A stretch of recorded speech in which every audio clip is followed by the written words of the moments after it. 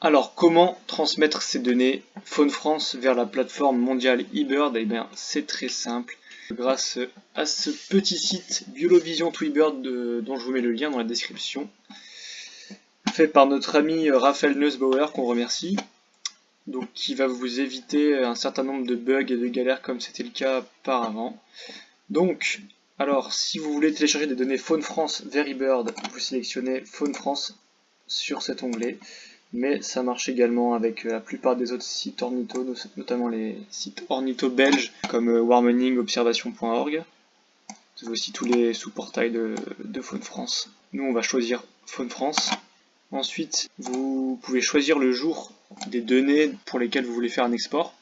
Soit vous passez par ce petit portail, soit vous allez directement sur Faune France, sur votre compte, dans toutes mes données, et vous filtrez ici avec modifier la recherche. On va passer par ici, ça va être plus simple pour la démonstration.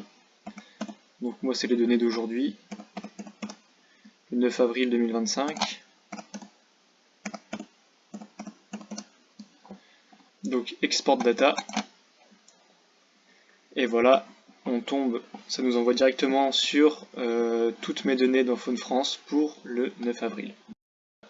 Et on va cliquer sur exporter donc ces données mais en format JSON. Donc une fois que c'est téléchargé, on va cliquer ici. On va l'enregistrer où on veut. Voilà, c'est téléchargé. Et ensuite, on va venir le récupérer. Voilà. Donc maintenant, deuxième étape, ça va être de faire des listes avec ces données. Parce que sur Faune France, on ne saisit pas toujours par liste, même si c'est conseillé. Mais en tout cas, sur eBird, c'est encore plus fortement conseillé. La plateforme encourage les utilisateurs d'eBird à fonctionner par liste, donc pour des raisons évidentes de biais d'observation, de biais de renseignement. Donc en faisant une liste, en prenant quelques minutes pour observer toutes les espèces, on peut essayer d'en faire une plutôt exhaustive. Donc c'est ce qu'on va essayer de faire maintenant avec ce petit outil. Là on voit l'emplacement de toutes mes données de ce matin. Et on va cliquer sur Magic Tool, ça va permettre de les regrouper en données proches qui peuvent constituer une liste. Vous pouvez constituer une liste ou pas, vous pouvez choisir de dire non, moi c'était seulement une observation individuelle. Donc nous on va choisir de faire des listes. Voilà, il y a un ensemble de données. Et donc il nous a choisi 3 sites. Les 3 sites on peut les voir ici. Donc le premier s'affiche pas ici, il s'affiche ici. Un ensemble de données sur le lac du Château. Mais je peux aussi très bien choisir le numéro 2.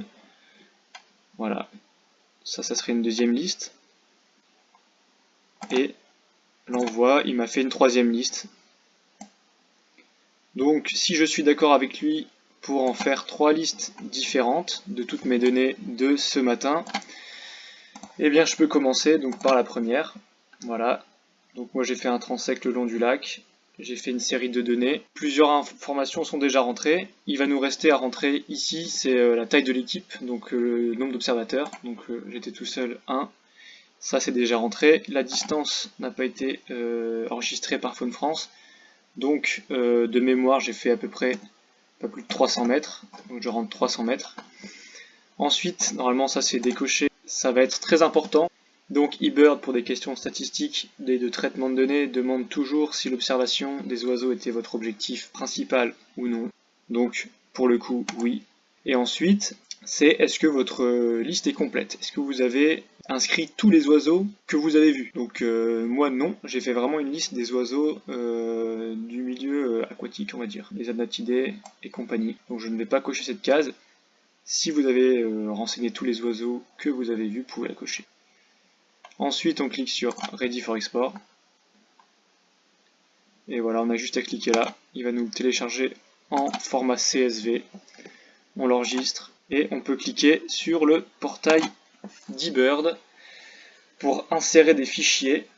Donc maintenant, notre fichier, grâce au site Biolovision, est accepté par le site. On a juste à aller le rechercher. Voilà le CSV qu'on vient d'enregistrer. On clique sur format étendu, importer. Donc ensuite Voilà ce qu'on a. En général, ça va vous le faire aussi.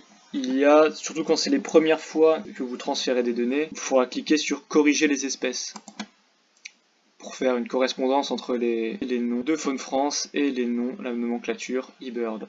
Donc là par exemple Malard, il ne me le reconnaît pas, donc c'est un canard colvert, on va aller lui indiquer.